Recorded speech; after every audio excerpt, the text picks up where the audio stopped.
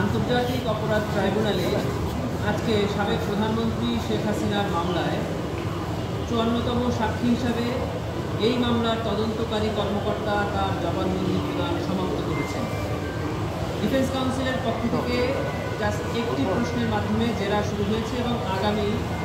সোমবার এই মামলায় তদন্তকারী কর্মকর্তার পরবর্তী জেরা চলবে। এই মামলায় তদন্তকারী কর্মকর্তা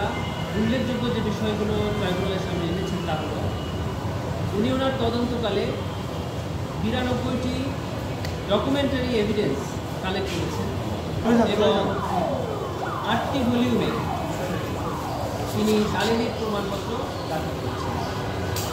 উনি আরও কয়েকটি বিষয়ে ট্রাইব্যুনালের সামনে বক্তব্য প্রদান করেছেন, তা হল এই মামলায় জুলাই গণঅভ্যুত্থান চলাকালে যে মানবতা বিরোধী অপরাধ সংঘটিত হয়েছে তা বাংলাদেশের ৪১টি জেলাতেই কোনো না কোনোভাবে নিরীহ নিরস্ত্র ছাত্র জনতার উপরে গুলি করে তাদেরকে হত্যা করা হয়েছে এবং প্রায় ৫০টি জেলাতে ছাত্র জনতার আন্দোলনের উপরে গুলিবর্ষণ করা হয়েছে, সেখানে অনেকে